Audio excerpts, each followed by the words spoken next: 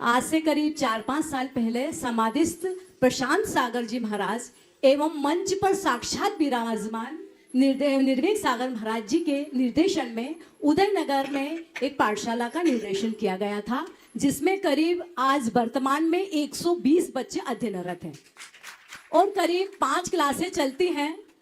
और महाराज जी, बस हमारी प्रॉब्लम यह है कि हमारे बच्चे को जब तक हम बेसिक कोर्स पढ़ाते हैं, जैसे ये 8-10 साल तक तो बच्चे आते हैं रेगुलर, बहुत अच्छे से पढ़ाई करते हैं, परंतु जब टीन एज में उनको आवश्यकता होती है पाठशाला की, तो उस समय इन लोगों ने आना बंद कर देते हैं। तो इसमें महाराज जी कौन दोषी है? या तो हम उन्हें शिक्षा बहुत अच्छी तरीके से नहीं दे पा रहे हैं, या बच्चे इंटरेस्ट नहीं लेते हैं, या उनके अभिभावक उन्हें भेजना नहीं चाहते।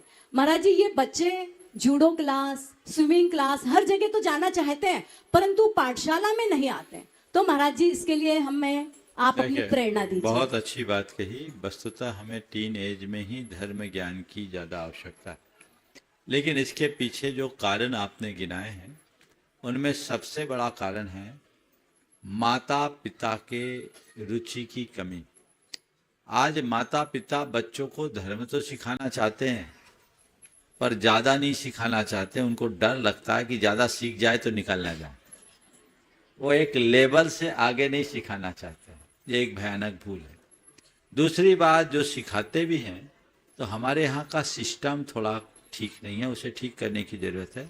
जो कोर्स बना रखा है, पाठ्यक्रम है, वो वही है जो 5 साल के बच्चे को भी वही पढ़ाया जा सकता है, 3 साल के बच्चे को भी वही, और 15 साल के बच्चे को भी।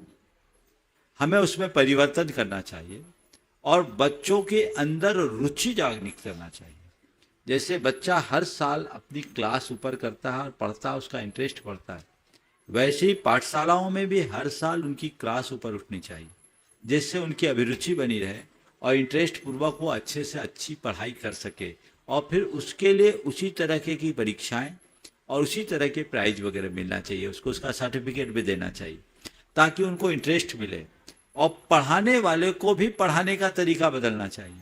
अब एक बात थोड़ा बुरी भी लग सकती है, हमारे पाठशालाओं में जितने भी पढ़ाने वाले हैं वो प्राइमरी लेवल तक के ही हैं, उससे ऊपर पढ़ाने वाले खुद नहीं है, तो बच्चों क्या पढ़ाएंगे? बोलिए।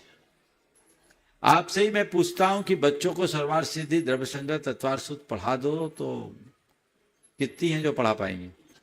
नहीं पढ़ा तो आप 15 साल 16 साल के बच्चों को आप कहोगे 4 भाग रटो, स्थिति रटो, तो उसका इंटरेस्ट खत्म हो जाएगा। और उनको बिठाओगे 8 साल के बच्चे के साथ, 6 साल के बच्चे के साथ, 4 साल के बच्चे के साथ, तो उसका क्लासिफिकेशन होना चाहिए और इसका एक पाठ्यक्रम ऐसा होना चाहिए जो पूरे जीवन का बोध करा सके, और एकदम शिशुशाला से लेकर प्रौढ़शाला तक ऊपर तक बढ़ते जाए, हर साल एक के बाद एक, एक के बाद एक, एक के बाद एक ग्रंथ हो, और वो बच्चों के जीवन को गढ़ सके।